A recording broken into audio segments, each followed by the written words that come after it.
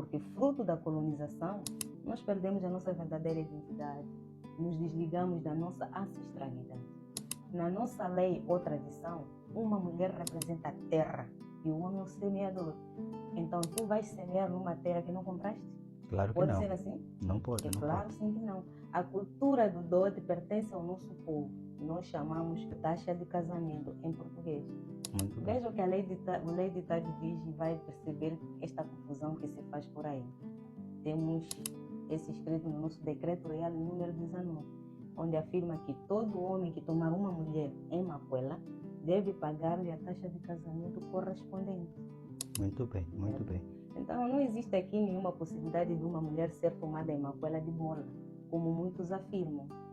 O que acontece é que muitas famílias que ainda rejeitam a nossa cultura, que é a nossa lei, não aceitam macuela. E as mulheres, sendo adultas e conscientes, decidem cumprir a lei e, ao saírem, geram estas polêmicas todas.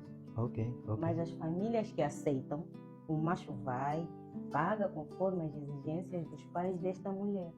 Eu fui paga e a outra serva também foi paga. Muito bem. Em todos os lares que aceitaram o pagamento do dote, nós vamos lá e fazemos o pagamento dessa taxa.